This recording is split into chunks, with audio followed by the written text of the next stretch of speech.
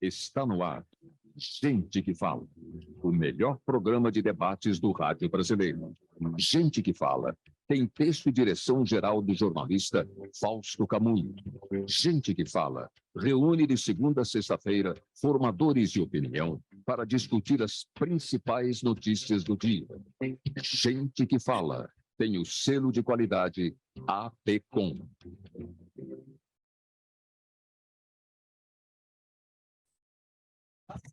Olá, olá, boa tarde. O programa Gente que Fala está começando ao vivo aqui pela Rádio 365, a sua rádio de todos os dias, transmissão por imagens pela Altvia, TV da internet, também redes sociais, Instagram, Facebook, nosso canal no YouTube, tudo no ar à sua disposição para você acompanhar a nossa jornada de hoje.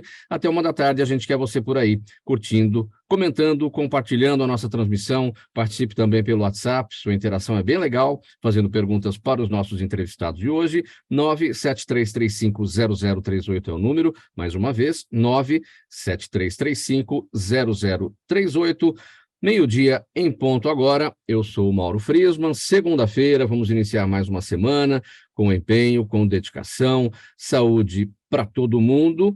Até aqui você ficou com o Lucas Neto, com o programa É Hora de Esporte, e a partir de agora é hora do programa Gente que Fala. Então vamos aos nossos entrevistados de hoje, a apresentação de cada um deles. O vereador paulistano Gilson Barreto, do PSDB, com a gente para essa nossa conversa de hoje. Tudo bem, vereador? Bem-vindo, boa tarde.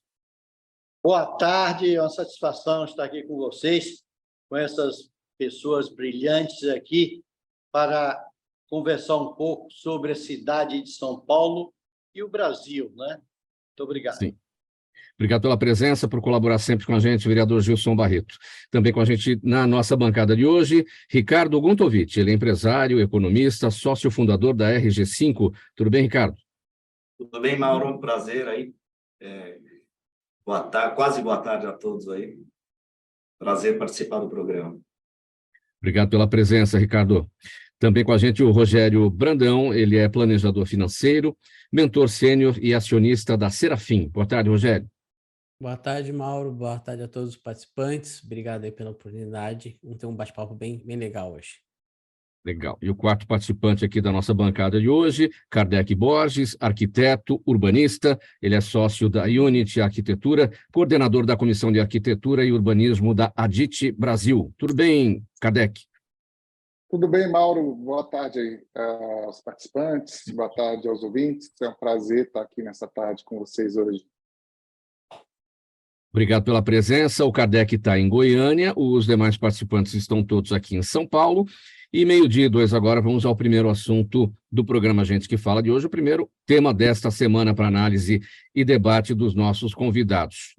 A violência se tornou o principal problema da cidade de São Paulo, na opinião dos moradores. É a primeira vez em 11 anos que o tema da segurança preocupa mais os paulistanos do que o atendimento de saúde, que costumava liderar a lista, isso tudo de acordo com uma pesquisa Datafolha divulgada neste final de semana. O levantamento indica quais temas devem pautar o debate eleitoral municipal em 2024. Então, portanto, em primeiro lugar, aí o que mais preocupa a população, a segurança, depois saúde e transporte coletivo, tudo isso aparecendo como as principais preocupações da população aqui na capital. Eu começo com o vereador Gilson Barreto a respeito desse tema. De que forma essa questão da segurança deve impactar, vereador, na corrida municipal, especialmente para o cargo de prefeito? Aí alguém vai dizer assim, não, mas esse é um assunto que não tem a ver com a capital, porque a segurança pública tem a ver com o Estado, com a Polícia Militar. Sim, isso é verdade, só que as questões municipais, né, que permeiam a segurança pública também fazem parte. Ruas limpas, iluminadas, praças arrumadas, porque essas coisas, quando não estão de acordo, contribuem para a criminalidade. Também temos o trabalho da Guarda Metropolitana, aí também na prevenção patrimonial, evidentemente, mas também aí no apoio para a segurança das pessoas. Vereador. Ô, Mauro, a meu ver, não é só um desprivilégio, vamos usar esse termo, da cidade de São Paulo e setor do Brasil. Esse é uma questão também social e nacional. E o grande problema, todo mundo sabe, que é a droga. Enquanto o governo federal não entrar de sola nisso aí, porque você sabe a origem. A origem veio de Leonel Brizola, quando o governador do Rio de Janeiro, que, em vez de administrar com a polícia militar, que naquele momento também estava em decaída, ele preferiu administrar com as pessoas do mal. E isso proliferou, veio para São Paulo, para os outros estados, e cresceu a bandidagem naquela oportunidade. Hoje, a cidade de São Paulo, claro que enquanto não houver o Exército entrar nas fronteiras e evitar que entre armas e drogas, nós não vamos consertar esse país, as cidades, não só no estado de São Paulo, mas em todo o Brasil. Em São Paulo, o parlamento tem colaborado muito com o prefeito de São Paulo, dando alguns instrumentos. Um dos instrumentos que está retomando agora, com mais afinco, é a operação delegada, aproveitar as horas de folga dos policiais, pago pela prefeitura, e para poder dar uma atenção maior, uma polícia preventiva à noite, principalmente. Isso agora é uma quantidade bastante razoável de policiais que fazem bico, a gente sabe que todos eles fazem bico, a maioria fazem seu tempo disponível para empresas, agora passa a trabalhar para a Prefeitura de São Paulo, eu acho que vem Bibi. Hoje nós temos, por exemplo, o grande gargalo, a Praça da Sé de São Paulo. São Paulo hoje já está bem melhor, a Prefeitura de São Paulo, o Executivo, tem investido muito, principalmente nessa questão social, orientando as pessoas que realmente são viciadas e precisam de tratamento, não é questão de segurança, é questão de saúde. Tem tomado algumas providências, encaminhados, junto com o governo do Estado, encaminhados para recuperação. Outros são a bandidagem mesmo, aqueles que traficam, também estão sendo detidos e a polícia tem feito um trabalho muito bom. Mas, se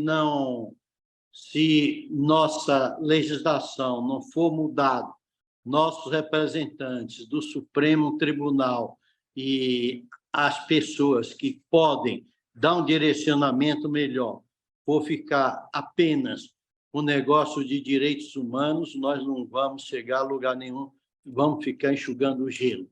Tem que realmente tomar posicionamento e tratar com mais rigor.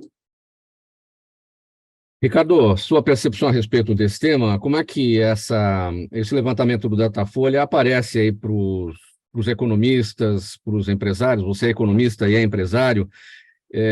Eu confesso o seguinte, eu não fui entrevistado pelo Datafolha, mas se tivesse sido, eu também diria que a principal preocupação é a segurança. Você está no metrô, você está preocupado com o celular, crime patrimonial, né? Você está no ônibus, você está no carro, você está andando na rua, enfim, você está preocupado com o celular. Não tem um momento de sossego. Primeiro que eu acho que demorou muito, né? Você falou 11 anos para virar a primeira opção, acho que demorou muito para virar a primeira preocupação, né?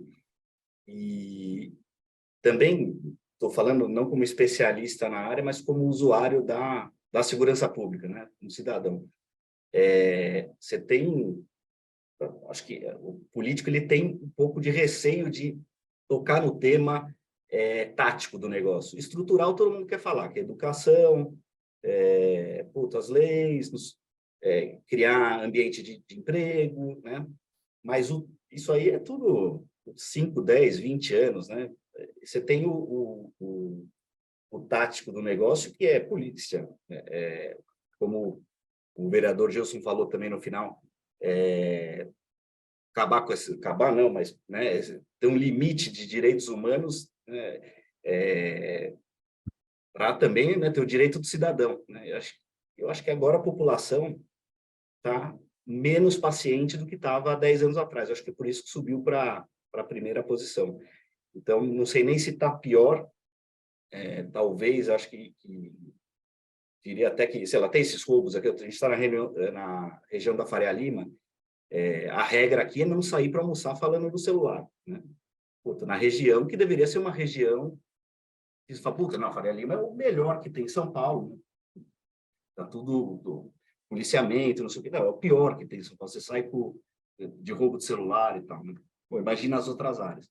Então, na minha visão, você tem esse receio de todo mundo falar a verdade. Cara, precisa de polícia aí para prender a turma, né? E se matar um bandido também não é uma coisa tão ruim. Eu acho que é difícil falar isso. E, graças a Deus, subiu para a primeira posição. Vamos ver. Acho que daí vira popular o assunto, né? Ricardo, mas aí nós temos também o judiciário, que precisa fazer sua parte, né? Não, concordo.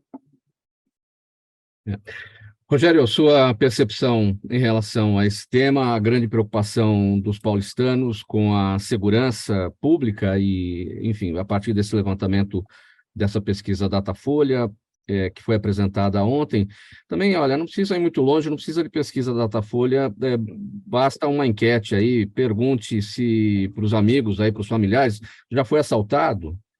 10 em 10 pessoas vão dizer que sim, né, Rogério? Sim, eu mesmo já fui assaltado a uma armada e minha esposa estava grávida da nossa primeira filha, de 9 meses, e foi até um momento que eu comecei a repensar muito sobre minha vida, porque se eu venho a faltar ali, como é que iam ficar as coisas? E realmente, o que o Ricardo falou faz todo sentido, eu acho que a população está acordando para essa situação que está cada vez ficando mais grave, e não só em São Paulo, no Brasil todo, e realmente políticas públicas precisam ser começado a serem adotadas, talvez mais da iniciativa privada. Se hoje a gente só se sente seguro se a gente está dentro de um condomínio ou se tem uma guarita, e ainda assim ficou alguns vieses, né? Eu acho também interessante a gente ver esse lado da questão da violência também por uma ordem econômica. Conforme a população vai ficando com maior desemprego, com menos poder aquisitivo, isso tudo vai gerando, vai deixando, uma coisa que eu tenho sentido muito, pelo que eu vejo pela TV, os criminosos ficam mais agressivos, há um aumento da agressividade muito grande. E hoje você tem essas quadrilhas do Pix, sequestro do Pix, que facilitou muito. Então, essa agressividade acho que está vindo muito decorrente de um problema da economia de forma geral, não digo nem só no país, mas no mundo todo, que nós tivemos uma pandemia, nós tivemos uma guerra, na economia, o Ricardo também conhece bem, a gente fala muito de risco sistêmico e risco não sistêmico, né? O risco sistêmico é aquele risco do sistema. Você não pode prever uma pandemia ou prever uma guerra, e suas ações, seu dinheiro pode cair por conta disso. E eu acho que a população tá sentindo muito isso, né? Tanto essa parte da economia, que não está engrenando, tá voos de galinha, digamos assim, e as quadrilhas estão tendo mais facilidade. Hoje, outro dia mesmo, eu vi uma pessoa sendo assaltada, não pessoalmente, pela TV, e o bandido pedia a senha, me dá a senha do celular. Então, eles estão muito mais agressivos. Então, realmente, acho que tem que ser um debate a ser discutido na sociedade. Nas próximas eleições para prefeito vai ser a pauta, e eu digo até que para presidente isso vai ser um dos principais tópicos, junto com saúde, junto com educação. Kardec Borges, sua percepção a respeito desse tema, você não está em São Paulo, você mora em Goiânia, né? A situação também não deve ser muito diferente, é uma grande capital. Kardec? Acho que ele caiu, Mauro. Perdemos a conexão do Kardec Borges, deixa eu ver, sim, perdemos a conexão do Kardec Borges. Vamos fazer o seguinte, a gente vai para o próximo tema e vamos ver se na reconexão dele a gente consegue entender a realidade aí da segurança pública na cidade de Goiânia, capital de Goiás. Bom, vamos passar aqui para o próximo assunto. Deixa eu abrir a ficha aqui para falar que o Millennium Centro de Convenções São Paulo vai receber no próximo dia 12 a ADIT Arc 2023. É um seminário que promove o diálogo sobre os melhores projetos do país e do mundo sob as óticas da arquitetura, design, agenda ESG, inovação e operação dos mercados imobiliário e turístico. O encontro é anual e traz em pauta os desafios e soluções dos diversos produtos do setor. Conecta também profissionais e empresários em momentos de network para negócios e aprendizado. Esse é o assunto do Kardec, né? Justamente, Kardec está de volta? Não está de volta. Eu peguei aqui de qualquer maneira, o tema justamente dele. Então, vamos passar para o próximo e a gente vai aqui na sequência. Ricardo, eu vou falar com você, então, a respeito deste tema aqui. Por que as grandes empresas têm acesso a um nível de gestão melhor do que pequenas e médias empresas? Foi essa a pergunta que inspirou a fundação da RG5, consultoria formada ou consultoria voltada para potencializar os negócios das chamadas empresas de dono, elevando o seu patamar com uma gestão profissional, seja qual for a área de atividade. Para os especialistas, essas são empresas que fazem muita diferença em seus ramos de atuação, mas que têm desafios enormes e poucos recursos para investir no futuro. Ricardo, de fato, essas são empresas que fazem muita diferença em seus ramos de atuação, afinal, as pequenas, médias, as micro, enfim, são aquelas que empregam mais no Brasil, né? Fazem toda a diferença. O que a gente chama aqui de pequena e média, tá? De 10 milhões de faturamento até 300 milhões de faturamento por ano. E aí são empresas que a gente até fala como os invisíveis, né? Na época da pandemia, a gente falava dos invisíveis, que era aquele cara que não tinha conta no banco. Essas empresas invisíveis são aquelas que você não conhece o nome, estão aí faturando 20 milhões, 30 milhões por ano pelo Brasil inteiro, fazendo uma baita diferença, com empreendedores fantásticos, com gente, um self-made man, que às vezes nem faculdade fez, mas é um cara de intuição, um cara que cresceu o negócio, e você não vê ele no valor econômico, né? Você não vê ele no jornal, no Jornal Nacional, muito menos. Hoje a gente te dá um dado, você tem 20 mil empresas acima de 100 milhões de reais, tá? de faturamento ano. E nesse nicho que eu falei, a gente tem 1,5 milhão. Né? Então, você tem muito mais, você não vê notícia delas. Porque você tem lá o Clube do Charuto, que faz o Brasil e as notícias, muito mais interessante ouvir falar da Vale, da Americanas, no jornal, e essa turma que a gente não conhece. Bom, quando a gente foi entrar nesse setor, a gente também trabalhava para o Clube de Charutos, eu e meus sócios, né, para empresas maiores, mas foi uma surpresa tão legal de ver empresários num patamar de empreendedor, assim, muito inspirador, né?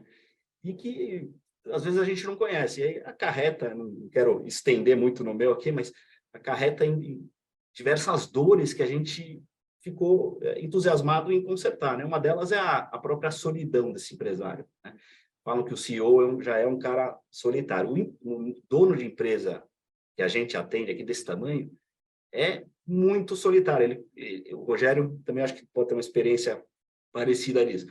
O cara lá, o Roberto Setúbal, né, do Itaú, joga golfe, ou fala, almoça, janta com seus diretores, trocam ideias, vão nos mesmos restaurantes e tal. O nosso cliente é o dono da empresa, depois ele sai da empresa, não tem com quem conversar, porque o cara abaixo dele é um cara mais simples, é um cara que está preocupado com o emprego ali e tal, não é um cara que ele consegue trocar ideias. Então, o empresário, o dono desse patamar de empresa, ele é um cara sozinho para tomar decisão, ele não tem assessoria nenhuma. Outro problema grave que a gente vê aqui é de financiamento, né? Você vê para ser polêmico, né? Americanas precisa de dívida. Tem 5 bancos, os 5 principais, ou únicos quase no Brasil, tentar resolver o problema de dívida dela, emissão de debênture, não agora, que agora ela está enrascada, mas emitir dívida. Tá? Você vê uma empresa que a gente já tem, quase ligar na linha lá do 0800 para conseguir crédito. Então, é bem diferente o tratamento que se tem. Agora, Ricardo, vamos pegar aqui um dado do empreendedorismo no Brasil. 7% dos negócios no Brasil tem como base o empreendedorismo, apenas. Então, tem um mercado enorme para crescer.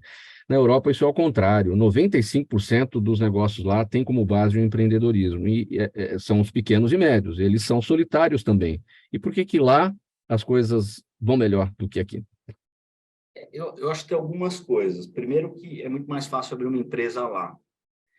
Contratar, na Europa, você citou a Europa, também tem vários lugares da Europa com dificuldade para contratar, até sofreram com esse assunto, né? Contratar, despedir, paga um monte de indenização. Nos Estados Unidos é muito mais rápido. Se contrata, deu certo, mantém, contrata mais. Deu errado, manda embora e é mais fácil, né?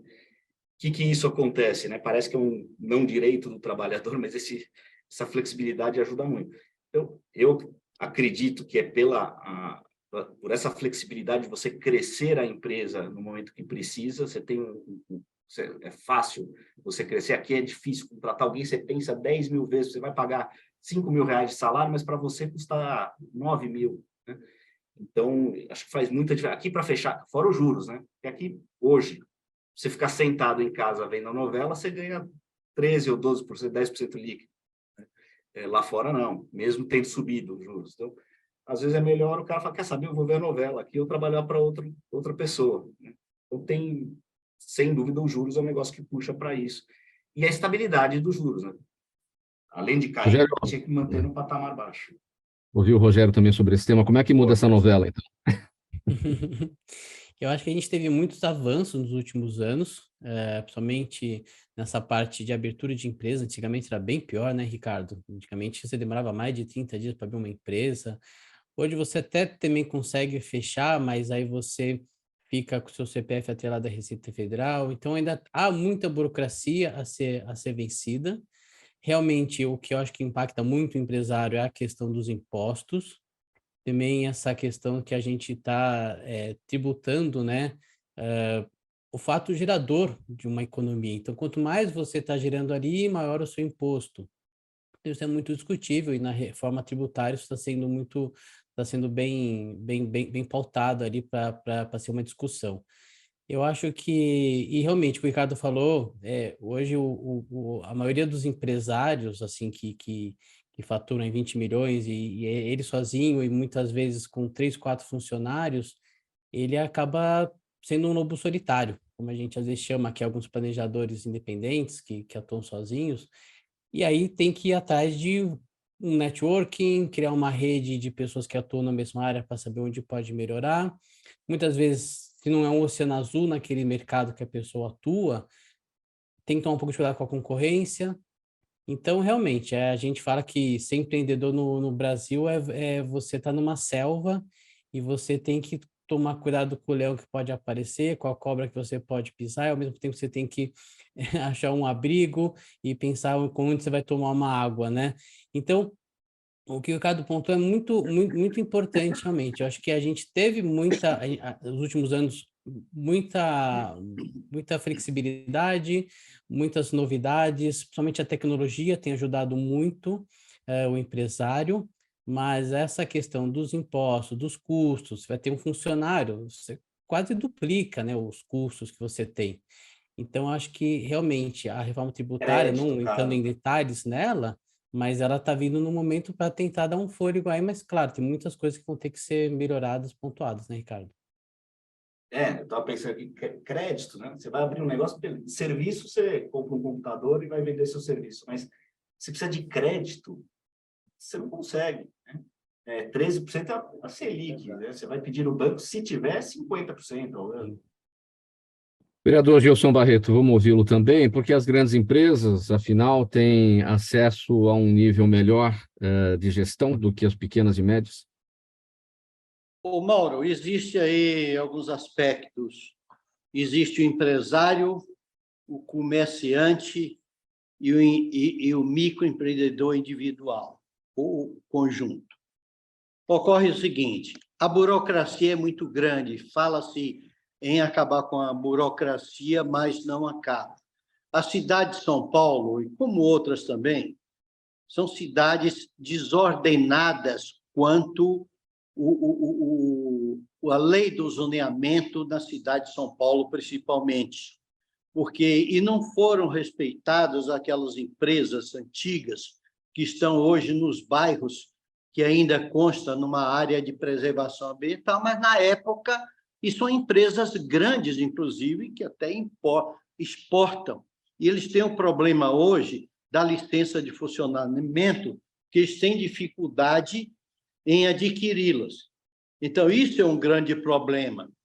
Além também do investimento. Eu falo comerciante, é aquele que põe o seu dinheiro, investe no comércio, sacrifica a sua família, paga o tributo e é considerado, fica à margem do processo. O que está acontecendo?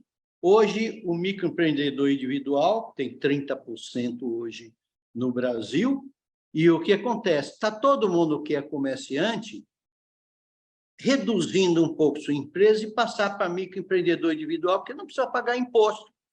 Então, virou uma bagunça o negócio. Em vez de ser incentivado essas pessoas para crescerem, ao contrário, estão reduzindo seu comércio para sobreviver. E não consegue empréstimo. Hoje, o banco vai emprestar para um comerciante, por isso que eu separo o comerciante, que é as pessoas que vêm ao longo dos anos, que não têm, aqueles que têm filho, que, inclusive, filhos que querem desenvolver o comércio do pai e tal, vêm com outra mentalidade, esses começam a mudar, mas parte também para a prestação de serviço, porque o comércio hoje, a indústria, dá muito trabalho e precisa ter uma infraestrutura e bons profissionais.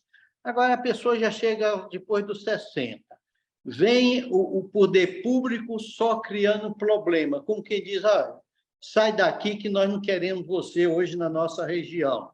Você pega uma área industrial, uma região, como eu dou exemplo, vou dar da Zona Leste de Itaquera, que foi criado um cinturão de indústrias. Hoje, o que é que faz? Aí vem um prefeito e fala, não, aqui tem que ser, vamos desenvolver e ajudar para ser prestador de serviço. Aí já vai aniquilando a indústria. Você pega uma área industrial, já direciona para a construção de habitação popular dentro de uma área industrial. Logo, as indústrias já vai saindo também. Aí depois, como é que você quer um desenvolvimento econômico dando respaldo para essas pessoas sem criar uma linha de crédito, principalmente para esses pequenos que têm garra, quer trabalhar e quer o desenvolvimento da região? O grande problema é esse. Ricardo Gontovitch, para a gente fechar esse tópico aqui, bom, então, o resumo da ópera é, as empresas de dono têm que buscar uma gestão profissionalizada. Tem uma frase antiga aí no mundo dos negócios que diz o seguinte, o olho do dono engorda o gado. Então, o dono está lá todo dia, está vendo o que está acontecendo, está protegendo o seu negócio. Isso já não funciona mais, então é preciso mais, ou seja, a gestão profissionalizada, porque a empresa de dono só fica limitada. Eu acho que você tem o olho do dono em dois aspectos, né? Pegando essa frase. Primeiro, de dentro, de fora para dentro, né? Vamos olhar o que está acontecendo aqui, está perto, não sei o quê. E o olho de dono que falta mesmo é o cara conseguir olhar para fora, né? Ele ter a sua empresa lá e no final, estrategicamente para crescer, olhar concorrente, ver o que estão fazendo no mundo e tal. Esse cara não consegue dar esse segundo passo porque ele está olhando para dentro. Putz, eu estou com um problema de reconciliação bancária aqui, estou com um problema de pegar crédito no meu CFO, que nem o CFO, às vezes é um cara que ajuda ele no financeiro, não sabe qual taxa é melhor, o que é melhor. Tá? Então, o empresário ele fica cuidando muito. Esse olho de dono precisa ser para as coisas estratégicas, para o crescimento, para coisa que a gente não sabe fazer aqui, né? Ele vender o produto dele, inovar, tal. Isso tem que estar o olho do dono. Agora, para o back-office, deixa super estruturado, porque o back-office tem que servir o dono. Fala, olha, essa loja dá prejuízo, esse produto não está com uma margem boa, vamos ver se troca, tal. E não ele tem que se preocupar lá em fazer conta, né? Eu acho que o olho do dono tem que estar para fora e na estratégia, em lançar produto, em vender, e o financeiro servir ele, né? Que é o que a gente tenta fazer um pouco aqui. Mas isso custa, tem um investimento a ser feito nessa profissionalização. Custa, e aí o que a gente tem que fazer conta é o que custa mais, né? A desorganização, né? E você está operando sem tomar decisão, ou você está organizado. Isso começa a ficar muito claro, dependendo do faturamento do cliente e dependendo da complexidade da operação dele. Então, você pega, o cara tem 8 lojas, uma dando prejuízo, uma empresa relativamente pequena, uma dando prejuízo, ele não sabia, porque ele não apropria direito o custo, tal. Quanto ele está perdendo nessa loja, né? Se você começa a organizar a vida dele, taxas, né? Às vezes pegar uma taxa de juros, um crédito que você precisa para amanhã, É muito mais caro que você falar, eu preciso em novembro um crédito. Deixa eu me planejar, fazer um roadshow, que a gente chama de passeio pelos bancos, e ver quem me dá o melhor, do que eu chegar no dia que eu precisar. Isso é gestão, né? Você sabe que você vai precisar em novembro. Né? Saber que você vai precisar porque você abriu a conta e está negativo, aí não tem graça. Então, tem que ver, ele custa, mas é que você sabe quanto custa. O que você não sabe quanto custa é a desorganização. Legal, 12:29, pessoal. Agora a gente vai dar uma paradinha, um intervalo aqui no programa Gente que Fala, um gole de água para cada um aí. A gente volta na sequência com mais assuntos. É bem rapidinho, até já. Toda ação estratégica de sucesso tem um componente fundamental, um instituto de pesquisas ético, rápido e preciso. Afinal, é ele que vai fornecer informação confiável, sem achismos e palpites. E isso, numa época de mudanças rápidas e repentinas, é fator crítico de sucesso. A Orbis é um instituto de pesquisas que une precisão e confiabilidade estatística com a mais alta tecnologia de pesquisas do mercado. Tem inteligência artificial, robótica, big data, entre outros recursos, para que você tenha uma informação correta, confiável, com o menor custo e no menor tempo possível. Na sua próxima ação, seja ela corporativa ou política, comece pela Orbis, porque com a informação correta você vai mais longe, mais rápido e com mais segurança. 12:30, estamos de volta, dada a mensagem do nosso apoiador do programa Gente que Fala, o Instituto Orbis de Pesquisa. Estamos por aqui pela Rádio 365, a sua rádio de todos os dias, por imagens também no AltV, a TV da internet e ainda redes sociais, Instagram, Facebook e o nosso canal no YouTube. Vamos para o próximo tema aqui desta edição de segunda-feira. O Rogério Brandão, pessoal, que está aqui com a gente nessa conversa, olha, ele é um apaixonado pelo mundo das finanças pessoais, a ponto de ter conquistado sua tranquilidade financeira em menos de 5 anos de trabalho. Ele já atuou como advogado e hoje é um planejador financeiro que já orientou centenas de famílias a superar desafios e alcançar projetos de vida. Segundo o Rogério, você costuma dizer o seguinte, que o que mais importa não é a sua renda e nem os seus gastos, mas a sua consciência financeira. E como é que se adquire consciência financeira? Maravilha, Mauro, maravilha. Essa é a chave, né? Essa é a chave. Você com consciência financeira, você vai conseguir tomar melhores decisões na sua vida. Então, o que acontece, Mauro? A tranquilidade financeira é um termo diferente de independência financeira. Independência financeira é, eu quero a partir de tal idade ter uma determinada renda. Legal. Então, se eu quero a partir dos meus 65 anos ter uma renda de 15 mil, 10 mil. Ótimo. Quanto você precisa juntar? 1 milhão, 2 milhões, 3 milhões? As pessoas não têm esse número. Mas isso é você, quando você atinge esse número, e você acaba tendo um valor que você vai pagar seus custos, você atinge uma dependência financeira. A tranquilidade financeira ela é mais fácil de ser atingida. A tranquilidade financeira é quando você conhece a sua vida financeira, você conhece seus números, você sabe quanto você ganha, você sabe quanto você gasta, quais são suas despesas obrigatórias, suas despesas não obrigatórias, qual é a diferença de uma para outra? Despesas obrigatórias são aquelas que eu preciso para minha sobrevivência. Não posso deixar de pagar. É a conta de luz, de água, eu não posso ficar sem.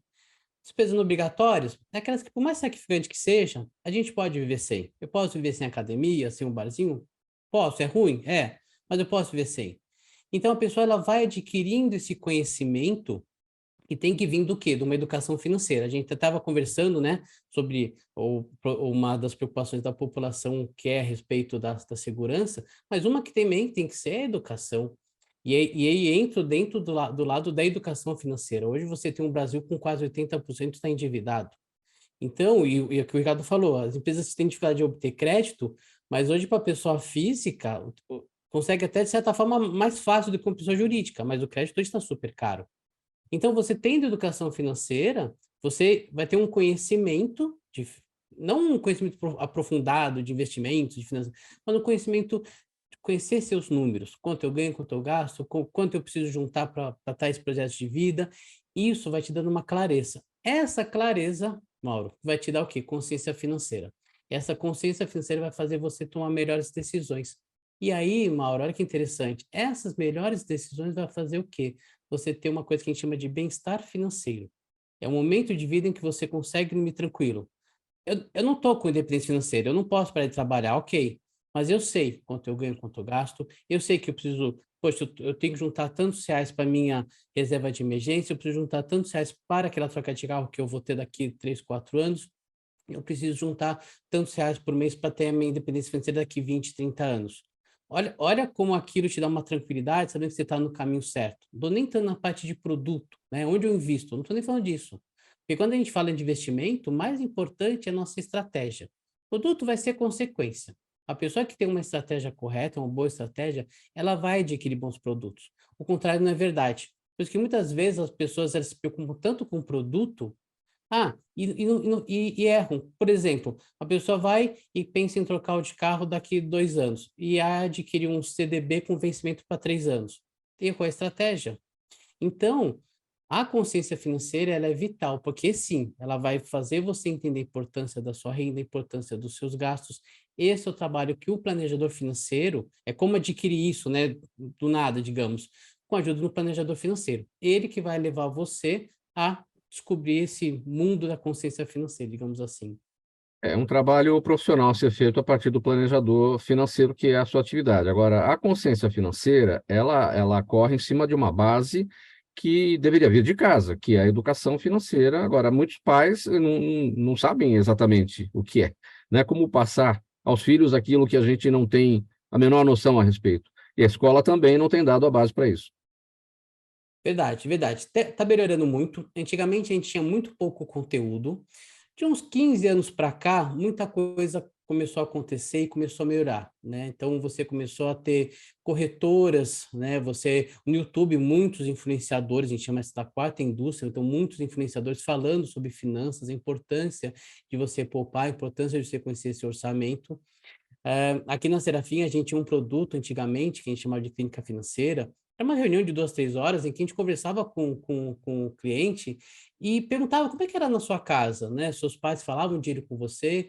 E engraçado isso, Mauro, porque quase todo mundo que falava, não, em casa ninguém falava sobre dinheiro, era um assunto meio proibido. Na adolescência, na fase adulta daquela pessoa, era assim também. Então a pessoa repudiava aquele assunto. Então tem muito do caso do tabu. Agora, de falar uma coisa, Mauro, tem muitas escolas que agora estão começando, de uma forma transversal, digamos assim, não é uma matéria específica, aos poucos levar um pouco dessa educação financeira. Minha própria filha, numa escola que ela estuda, na aula de matemática, eles criaram criam-se grupos que viram famílias fictícias para criar um orçamento. E ver se dentro daquele orçamento você consegue realizar projeto de vida, adquirir determinado bem. Então, ainda é uma sementinha, tem muito ainda a percorrer. A gente está 20 anos atrás dos Estados Unidos. Estados Unidos, só para você ter uma ideia, já em 1985 já existia propaganda sobre planejador financeiro. Então, a gente ainda está muito atrasado, mas eu tento ver o copo meio cheio aqui, né? Eu vejo aos poucos essa indústria do planejamento financeiro crescendo muito aqui no país, mesmo porque a gente começa a ver muitos planejadores aí no mercado, saindo dos bancos e ingressando nessa área independente, ou mesmo em algumas empresas, alguns players que tem no mercado. Agora vamos pegar um outro lado, Rogério, aquele que está olhando justamente o lado meio vazio do copo, mas não por pessimismo, pela própria realidade que ele enfrenta. Vamos supor lá, um pai de família que já cortou tudo que tinha para cortar, já tirou o filho da escola, já colocou na escola pública, já não tem mais lazer, ele ganha pouco, ele gasta naquilo que é obrigatório, termina o mês no 0 a 0, ele não consegue guardar nada porque ele não tem renda mais para isso e as despesas estão consumindo tudo. Qual é o pulo do gato? Sim, na verdade, aí o que pega muito para essas famílias menos abastadas é a inflação. Então, uma família de baixa renda, ela gasta muito com consumo, gasta muito com mercado, por exemplo. É uma coisa que pega muito no orçamento dessas famílias. Aí, Mauro, é aquela questão assim, não existe um pulo do gato, não existe uma receita própria, cada realidade é uma realidade. Às vezes, nessa situação, ainda dá para tentar cortar alguma coisa ou outra, às vezes mudar a região onde a pessoa mora. Então, eu moro aqui numa região, estou pagando um aluguel de R$ 1.000, talvez se eu para uma região onde eu vou pagar um aluguel de 700, aqueles R$ 300 já vai fazer muita diferença. Então, analisar os seus gastos e aí começar a descobrir quais são as minhas despesas, né? Voltando ao que eu tinha falado, obrigatórias e não obrigatórias. Eu começo cortando para despesas não obrigatórias, são mais fáceis. E também tem um lado, né, uma outra alternativa, não é nem mas uma outra alternativa que pode acontecer é você buscar renda. Então, isso aconteceu muito na pandemia, então gente que foi mandada embora, mas tinha como hobby, por exemplo, trabalhar com madeira, e acabou virando um marceneiro e até gostando daquilo que fazia. muitas vezes conseguir uma segunda renda, né, chama de renda extra, também olhar, cuidar muito dessa parte das suas despesas, olhar sempre ela. Então, nesses casos, tem que ser diário ou você analisar as suas despesas e também muitas vezes, às vezes, e a gente, né, no nosso trabalho de planejamento financeiro, a gente trabalha muito com camadas. Então, você começa com projetos, depois término de parcelas, idade da aposentadoria, para você tentar estruturar a sua vida financeira. E muitas vezes tem que se desfazer de algum bem. Muitas vezes aquele carro está dando um custo que, poxa, talvez por 3, 4 meses eu vou andar de ônibus. Eu estou assinando aqui uma assinatura pela TV, de TV a cabo, poxa, talvez por 3, 4 meses, até eu ter que acionar minhas contas, eu possa cortar e conseguir equalizar o meu salário. Uma coisa muito interessante, Mauro, só para fechar aqui, o caso mais difícil que a gente pega não é nem o endividado, Mauro, porque o endividado, na maioria das vezes, ele sabe que ele tem um problema, ele não dorme, está o Serasa mandando cartinha, está o banco ligando, ele quer resolver aquela situação. O mais complicado é o que a gente chama de 0 a 0. É aquela pessoa que ganha 5 e gasta 5. Depois ela começa a ganhar 6, ela vai gastar 6. O problema é que ela viaja, ela troca de carro, ela faz um monte de estudos de escola particular, mas ela não está juntando dinheiro.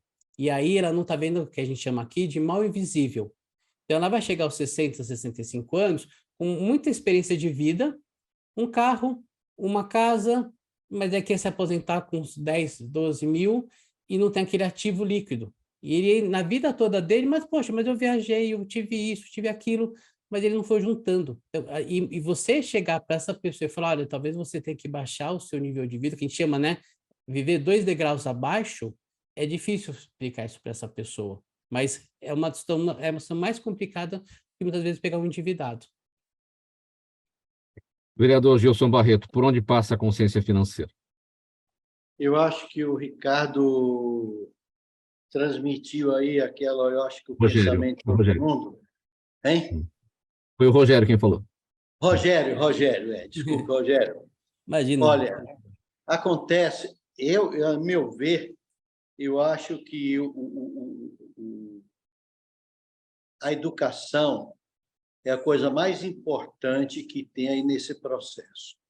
Eu acho que eu devia pôr como área curricular, dentro, menos para já o segundo grau, essa área de educação financeira. Hoje, o que acontece? Principalmente a juventude hoje só quer, mesmo que começam a ganhar melhor, não só a juventude, mas aquelas pessoas hoje dos 40, eles pensam apenas em gastar. Ganha relativamente bem, não pensam no futuro, quer usufruir de hoje, como você colocou, às vezes ganha, vamos dizer um exemplo, 10 mil reais, e gasta aqueles 10 mil reais, não economiza.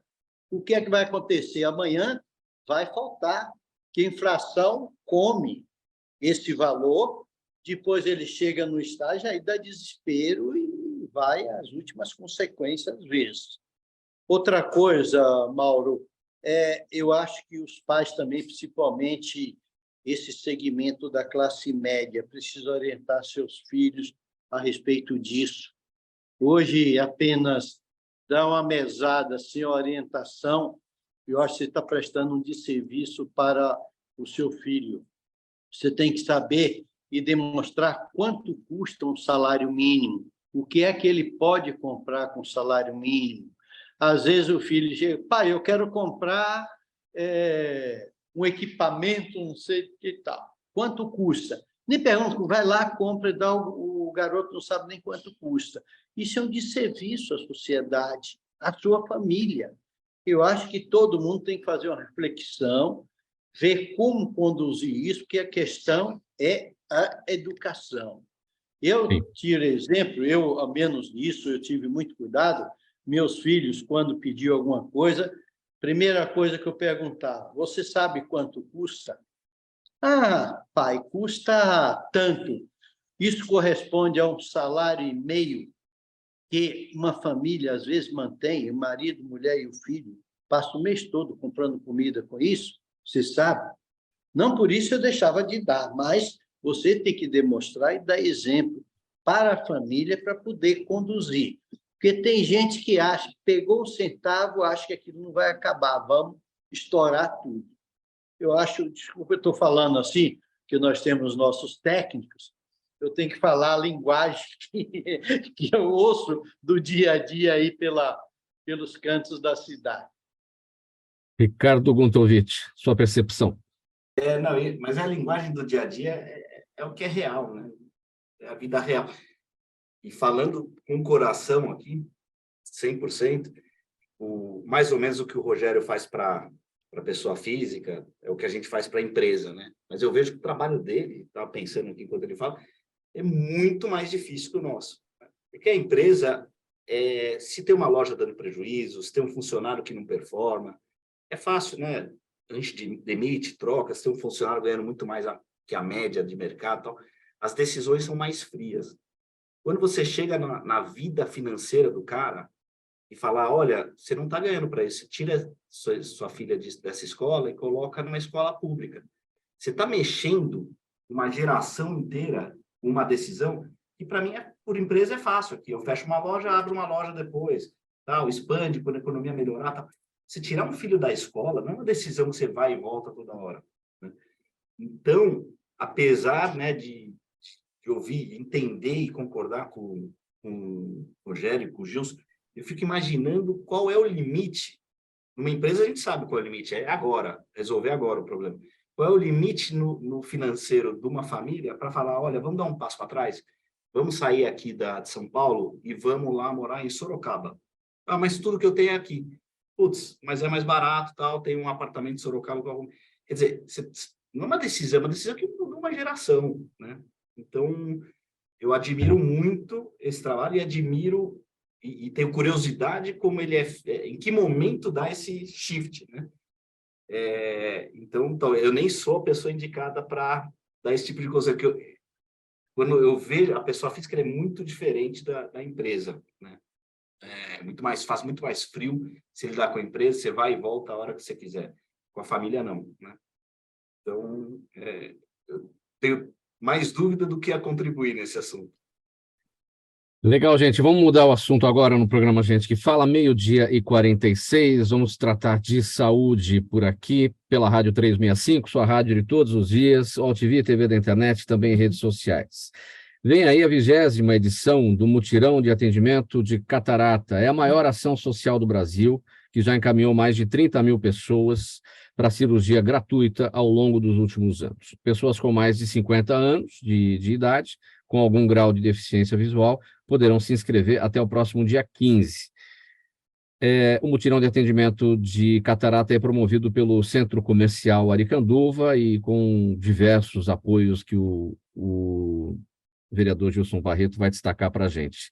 Virou tradição, né? E é importante, né, vereador Gilson Barreto, um trabalho aí para as pessoas que não têm plano de saúde e que precisam tratar a catarata, né? Mauro, eu há 20 anos atrás, eu sou o idealizador dessa campanha de cirurgia de catarata.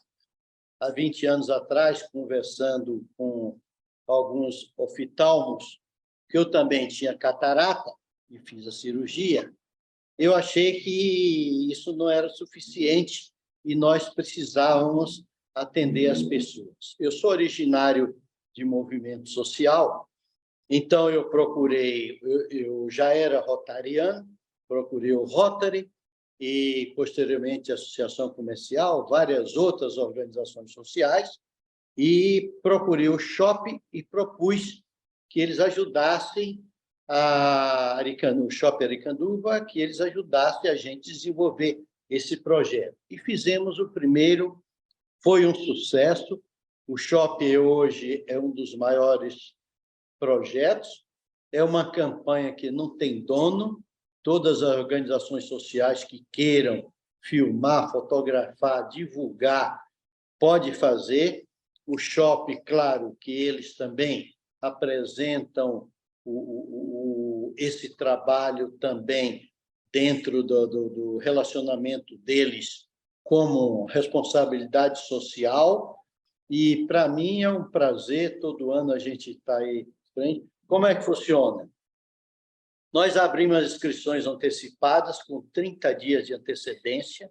As pessoas fazem a inscrição e recebem o comprovante e, em um determinado dia, vai no local, é no Shopping Aricanduva, faz a consulta e sai de lá com dia e hora para ir no hospital realizar a cirurgia. Nós estamos com as inscrições abertas até o dia 15 de setembro. Em seguida, nós já vamos, a pessoa, quando fizer a inscrição, já recebe o dia de fazer a consulta. Nós temos hoje inscrição no Poupa Tempo de Itaquera, no MTU do Tatuapé, no Jabaquara, e no Shopping Aricanduva e vários outros locais de São Paulo, na Zona Leste. Vila Formosa, nós temos no mercado de Vila Formosa, e no dia da consulta é uma festa, porque a média dá de 3 a 4 mil pessoas inscritas, e eles vão acompanhados, porque tem dilatação da vista, geralmente leva 1 a 2 pessoas, e comparece aproximadamente de 8 a 10 mil pessoas. Tá? Eu gostaria de, depois, de passar para você o dia da consulta e convidar as pessoas para poder, ao menos, ir lá e verificar que trabalho lindo, participação. Nós temos ajuda também de algumas universidades, os alunos vão, recebem certificado de trabalho de responsabilidade social também, que serve para o currículo. Enfim, é um negócio radiante, que eu me sinto realizado com isso, independente de ser parlamentar, mas essa campanha está no meu coração, independente de ser vereador ou não. Vereador Gilson Barreto, muito bem. A data da consulta não temos ainda, mas a data limite da inscrição é 15 de setembro, nesses locais que o senhor falou.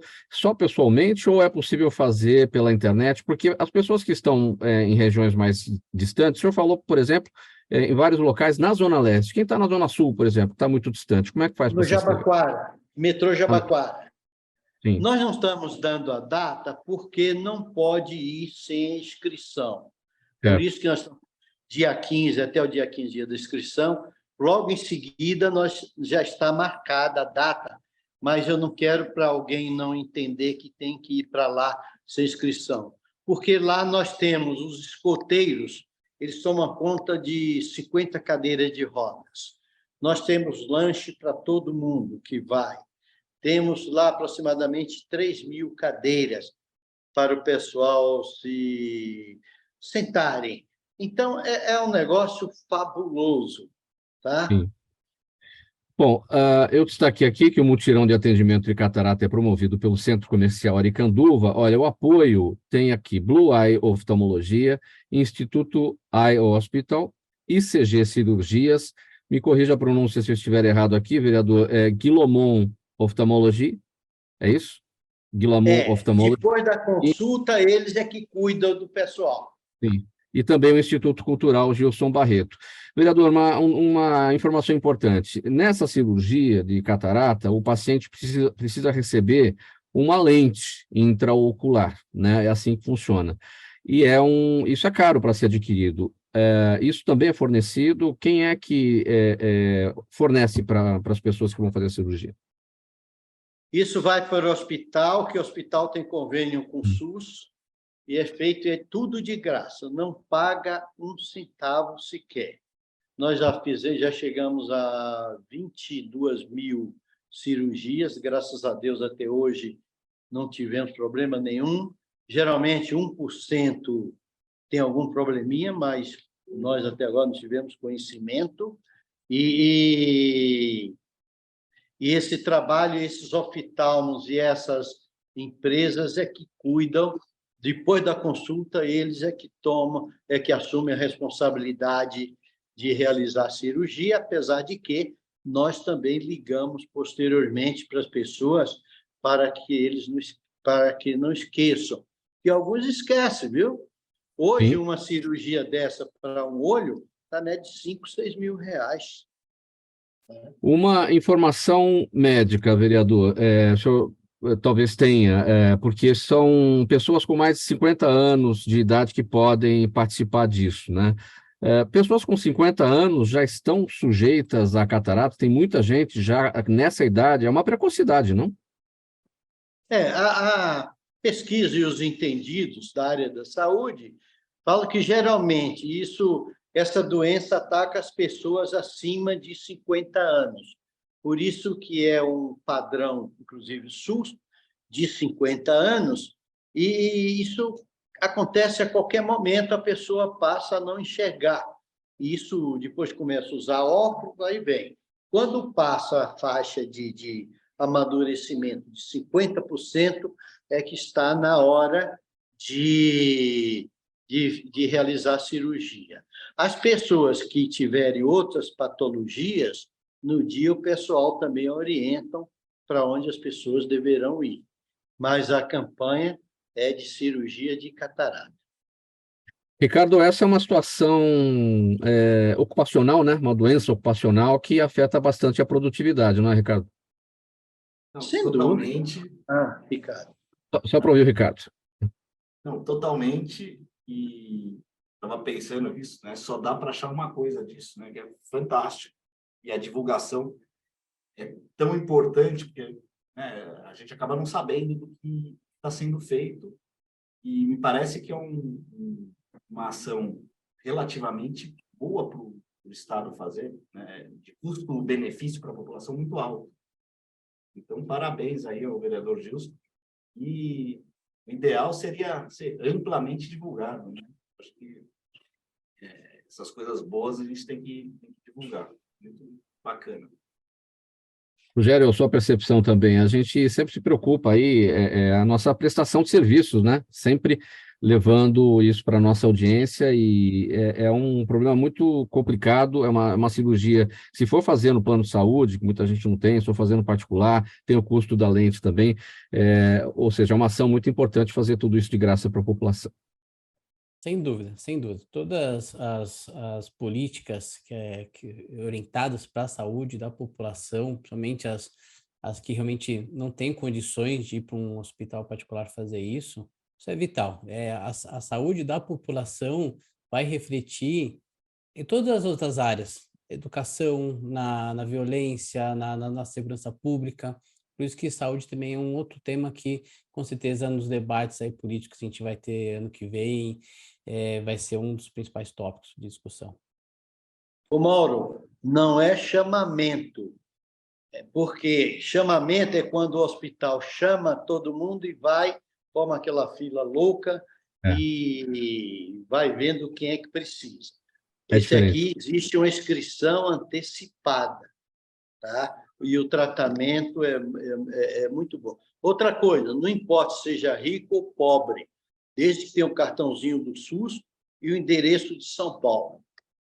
Perfeito. Pessoal, 3 minutos para 1 da tarde, nosso tempo já está se esgotando. Vamos para as despedidas, bem breve. O vereador está com a palavra. Sua despedida. Mauro Friedman, quero agradecer a você, ao Pedro, a Zenilda, ao Camunha e todos os nossos telespectadores que estão aí nos acompanhando e dizer da satisfação de participar, principalmente nessa questão quanto à campanha de cirurgia de catarata. Vocês, há 20 anos que vêm participando, divulgando, para nós é uma gratidão muito grande e é o exercício da responsabilidade social. Muito obrigado, que Deus ilumine vocês. Obrigado, vereador Gilson Barreto. Ricardo Guntovitch, sua despedida. Mauro, obrigado, e obrigado a todos os convidados, os ouvintes, e para o médio e pequeno empresário que ouviu a gente aqui, saber que ele tem opção, né, de estar mais organizado, estar mais com a empresa na mão, ter gente ajudando ele, e não é só com a gente, não, né? Você tem muita opção no mercado hoje, né? Mas se questione você, empresário e pequeno empresário, se você não pode estar num patamar melhor de gestão, e aí você vai contratar mais gente, vai empregar gente, vai crescer, e isso é bom para todo mundo. Rogério, poucos segundos para a sua despedida, bem breve. Obrigado, Mauro. Obrigado, Gilson, Ricardo, pela participação. Fico à disposição, que é um tema muito importante, a parte de finanças pessoais. As famílias brasileiras estão precisando muito, tanto que a gente tem aí 80% da população está endividada, realmente precisa muito da consultoria. E fico à disposição e agradeço bastante aqui a participação. Obrigado mesmo. Legal, gente. Ponto final nessa edição do programa Gente que Fala de segunda-feira. Iniciamos muito bem esta semana com a presença aqui do vereador paulistano Gilson Barreto, do PSDB, Ricardo Guntovitch, empresário, economista, sócio fundador da RG5, Rogério Brandão, planejador financeiro, mentor sênior e acionista da Serafim. Infelizmente, a gente perdeu no início do programa a conexão aqui com Kardec Borges, arquiteto urbanista lá de Goiânia. Ele não conseguiu retomar aí o sinal, a gente não teve oportunidade dessa conversa com ele, mas fica também aqui o agradecimento. Programa Gente que Fala, sempre realização da ABCom, apresentação minha, Mauro Friesman, pauta e redação do Pedro Schiavon, Zenilda Salvato, nossa diretora de produção, jornalista Fausto Camunha, nosso diretor-geral, e você aí do outro lado, espectador, ouvinte, a razão da nossa presença aqui todos os dias. A gente volta a se falar amanhã, a partir do meio-dia por aqui. Chegando agora o Lucas Neto na programação da 365, com o programa O Melhor para a Melhor Idade.